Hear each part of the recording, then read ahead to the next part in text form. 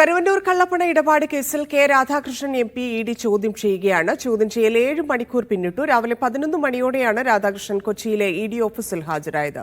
Nitin Xavier ചേരുന്നുണ്ട്. നിതിൻ, അസാധാരണമായി ഒരു ചോദ്യം ചെയ്യലായി കാണേണ്ടതുണ്ടോ? ഇത്രയധികം സമയമെടുക്കുന്നു. എന്താണ് അവിടെ നിന്ന് ലഭിക്കുന്ന വിവരങ്ങൾ?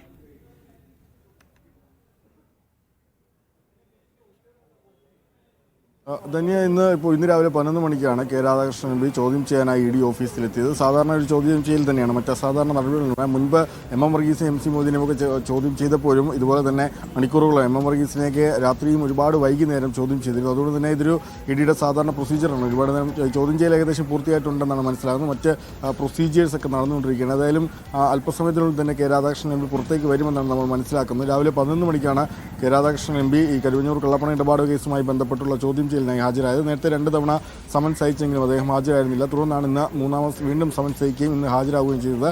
ഇതുമായി ബന്ധപ്പെട്ട് എല്ലാ രേഖകളും സമർപ്പിച്ചിട്ടുണ്ടോ, എന്താണ് ചോദിക്കാൻ പോകുന്നത് തനിക്കറിയില്ല എന്നുമാണ് കെ രാധാകൃഷ്ണൻ എം പി രാവിലെ പറഞ്ഞിരുന്നത്. ഇത് ഈ ബിനാമി വായ്പകളിലൂടെ തട്ടിയെടുത്ത പണത്തിൻ്റെ കമ്മീഷൻ അത് പാർട്ടി ഫണ്ടുകളിലേക്ക് വന്നുവെന്നും അത് നേതാക്കന്മാർക്ക് അറിയാമായിരുന്നുവെന്നുമാണ് ഇ ഡി കണ്ടെത്തിയിട്ടുള്ളത്. ഒപ്പം തന്നെ ഈ കേസിൽ നേരത്തെ CPM പാർട്ടിയെ ഇ ഡി പ്രതിയാക്കിയിരുന്നു. അതോടുകൂടി തന്നെ ഇത്തരത്തിൽ ഈ കാലഘട്ടത്തിൽ ഈ തട്ടിപ്പ് നടന്ന കാലഘട്ടത്തിൽ ജില്ലാ സെക്രട്ടറിമാരായിരുന്ന എല്ലാവരെയും തന്നെ ചോദ്യം ചെയ്യാൻ ഇ ഡി തീരുമാനിക്കുകയായിരുന്നു. അതിൻ്റെ കൂടി ഭാഗമായാണ് ഇപ്പോൾ ഇത്തരത്തിൽ കെ രാധാകൃഷ്ണൻ എം പിയെ കൂടി ചോദ്യം ചെയ്യാനുള്ള തീരുമാനം വന്നിരിക്കുന്നത്.